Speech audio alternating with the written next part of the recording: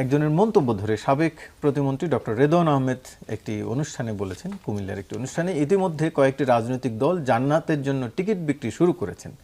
বাড়ি বাড়ি গিয়ে তাদের দলের নারী পুরুষরা ভোট প্রার্থনা করছে এবং তাদেরকে ভোট দিলে নাকি জান্নাতের টিকিট পাওয়া যাবে। আপনারা কি এরকম কোনো আশ্বাস দেন নাকি জান্নাতের টিকিট পাওয়ার? এখানে প্রথমে শুভেচ্ছা যমুনা টেলিভিশনকে আমাদেরকে আমন্ত্রণ জানানোর জন্য। এটাকে দুইভাবে দেখা যায়। প্রথমত হলো দেয় কিনা, দিলে দোষ কিনা। আমরা রাজনীতি করি আমরা দুইটা অর্থে, দুইটা কারণে রাজনীতি করি, পরিষ্কার আমরা বারংবার বলি।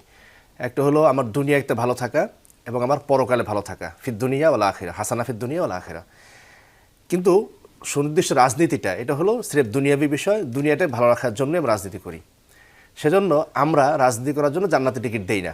মানে ধরেন হাত পাখায় ভোট দিলে জান্নাতে চলে যাবে এর কোনো কারণ নাই, এটা আমরা বলিও না।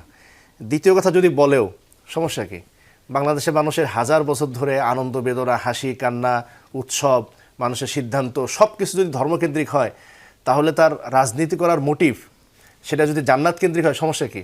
এখন রাজনীতি করবে তার মোটিভ কী হবে? চাঁদাবাজি করা, এলাকায় মাস্তানি করা, এলাকায় ক্ষমতাশালী হওয়া, সম্পদশালী হওয়া। তা যদি না হয়, তার রাজনীতি করার মোটিভ কী? আমি ভালো মানুষ হব, মানুষ উপকার করব, এটা আলটিমেট গোল তো জান্নাত, ফলে তো দোষ নেই।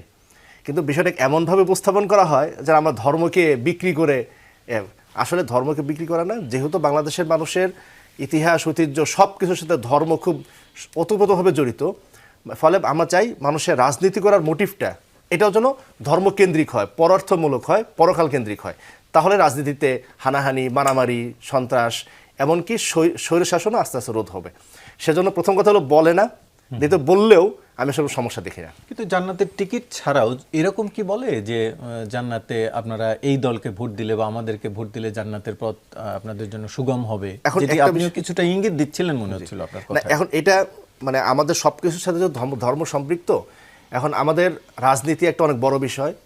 আমার অনেক কিছু নিয়ন্ত্রণ করে রাজনীতি। আমি কিভাবে নিঃশ্বাস নিচ্ছি, আমার পানিতে কি পরিমাণ বিষাক্ত থাকছে কি থাকছে না, সব কিছু ধর্ম মানে রাজনীতি নিয়ন্ত্রণ করে। বিশেষ করে আধুনিক জাতিরাষ্ট্রে আমার প্রতিটা নিঃশ্বাস, আমার প্রতিটা চলন বলন সব কিছু রাষ্ট্র নিয়ন্ত্রণ করতেছে। তো সেইখানে আমি রাজনীতি করব, তার মোটিভ যদি, আমি আর কথা আগেও বলছি, যদি পরকাল হয় এবং পরকালীন লক্ষ্যকে সামনে রেখে আমি করি, তার দোষে কিছু হয় না। এখন রাজনীতির ক্ষেত্রে ইসলামের সুনির্দিষ্ট কিছু বয়ান আছে, বিবৃতি আছে। ইসলাম চায় এই জিনিস থাকতে হবে রাজনীতির ক্ষেত্রে। এখন আমরা বাংলাদেশে দেখছি যে ওই জিনিসগুলো রাজনীতিতে থাকছে না। ফলে একজন মুসলমান হিসাবে যে নামাজ পড়া ফরজ, তেমনি রাষ্ট্র পরিচালনার ক্ষেত্রে সুশাসন আনা, জবাবদিহিতা আনা, আদালত প্রতিষ্ঠা করা, ইনসাফ প্রতিষ্ঠা করা, মানবাধিকার প্রতিষ্ঠা করা, এগুলো তো আমার দায়িত্ব। তো এগুলো করলে আপনি যদি মানবাধিকার খেলাফ করেন জাহান্নামে যাবেন, এই কথা বলতেই পারি। আপনি যদি মানুষের ভালো কাজ করেন, মানবাধিকার রক্ষা করেন, আপনি জান্নাতে যাবেন, এটা বলতেই পারি।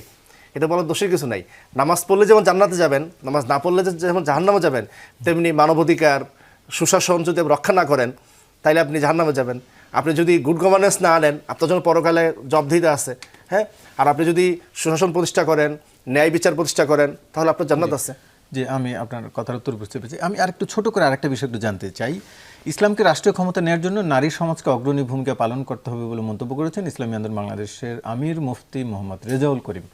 যে নারীদের অগ্রণী ভূমিকা পালন করার কথা বলছেন, আপনারা ক্ষমতায় গেলে সেই নারীর অধিকার কি নিশ্চিত হবে? মানে নারীদের পড়তে, এখন নারীরা যেভাবে পড়াশোনা করতে পারছে, চাকরি করতে পারছে, আমরা আরেকজন নেতা আমাদের এই অনুষ্ঠানে এসে বলছেন যে আপনারা ক্ষমতায় যদি যান তাহলে শরিয়া আইন আপনারা বাস্তবায়ন করবেন। আফগানিস্তানেও শরিয়া আইন বাস্তবায়িত হয়েছে, কিন্তু সেখানে অনেক কিছু সীমিত করা হয়েছে। এখানে একটা প্রশ্ন হলো যে আফগানিস্তানের শরিয়া আইন এটা শরিয়া আইনের মানদণ্ড না, ফলে বারবার ওই ধরনটা আনার আসলে কোনো যৌক্তিকতা নাই। শরিয়া আইনের মানদণ্ড খোলাফায়ে রাশেদা। আপনাদের মানদণ্ড কোনটা হবে? খোলাফায়ে রাশেদা।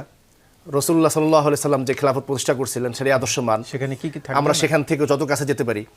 এখন হলো নারীদের বর্তমান অবস্থা যদি আমরা বলি, যেহেতু সেটি আসলে কোন রাষ্ট্রের সাথে মিলে, এরকম কোন বর্তমানে কোন রাষ্ট্রের সাথে মিলে না। আপনি বলছেন যে বর্তমান নারীদের অবস্থা, এখন প্রশ্ন আসবে বর্তমানে কি নারীদের অবস্থা ভালো আছে? নাই তো। এবং নারীদের অবস্থা ভালো কি খারাপ আমি মাপছি কি দিয়া? পশ্চিমকে দিয়া। অথচ পশ্চিমের সমাজ বাস্তবতা আর আমার সমাজ বাস্তবতা এক জিনিস। পৃথিবীতে বোধহয় একটা থিওরি ইউনিভার্সাল, সেটা হলো যে কোনো থিওরি ইউনিভার্সাল না, শুনছি না আমরা। কিন্তু বাংলাদেশের ক্ষেত্রে আমরা ওরিয়েন্টালিস্ট চিন্তাভাবনা থেকে পশ্চিমের সব থিওরিকেই বাংলাদেশের জন্য অ্যাপ্লিকেবল আমরা ধরে নিই। ধরে বলতেছি কি, পশ্চিম যে অর্থে নারী স্বাধীনতাকে সংজ্ঞায়ন করে, পশ্চিম যে অর্থে নারীকে ক্ষমতায়ন সংজ্ঞায়ন করে, আমাকে সেই অর্থে নারীকে ক্ষমতায়িত করতে হবে। এটা তো পশ্চিমের দাসত্ব। আমরা তো পশ্চিম থেকে স্বাধীনতা অর্জন করছি অনেক নিপীড়নের পরে, এই চিন্তাগত স্বাধীনতা জ্ঞানগত স্বাধীনতা অর্জন করতে পারছি না কেন? দেখেন, এটা শুধু ইসলামের প্রশ্ন না, পশ্চিমের যে বাস্তবতা, সমাজ বাস্তবতা, তার সাথে আমাদের সমাজ বাস্তবতার, এই প্রাচ্য সমাজ বাস্তবতার অনেক বেশি পার্থক্য আছে। আমাদের এখানে নারীকে আমরা মূল্যায়ন করি নারীর শুধু বস্তুগত উৎপাদন দিয়ে না, বরং নারীর সামগ্রিক যে বস্তুগত অবস্তুগত সামগ্রিক উৎপাদন দিয়ে। আমার পরিবারের উপর আমার মায়ের যে ক্ষমতা, সেখানে আমার মা কয় টাকা ইনকাম করে সেটা কোনো বিবেচ্য হয় না। ফলে পশ্চিম মানে নারীরা এখন ভালো আছে এটাই যেমন সত্য কথা না, এবং ভালো থাকবে কি না ইসলাম কায়েম হলে এটা এখনকার মাপকাঠিতে না, বরং এখানকার হাজার বছর ইতিহাস ঐতিহ্যের মাপকাঠিতে ইনশাআল্লাহ নারীরা অনেক বেশি নিরাপদ থাকবে। রাসূলুল্লাহ সাল্লাল্লাহু আলাইহি সাল্লাম যেমন বলেছিলেন যে বিশাল একটা এলাকা পার হয়ে যাবে, নারীকে কেউ বাধা দেবে না। মানে কি, নারী একটা অবাধ স্বাধীনতা ভোগ করবে সর্বক্ষেত্রে। হযরত আয়েশা রাদিয়াল্লাহু তাআলা আনহুর যে ধরনের রাজনৈতিক প্রভাব প্রবর্তী ছিল এখনো থাকবে, সব ক্ষেত্রে নারী ভালো থাকবে।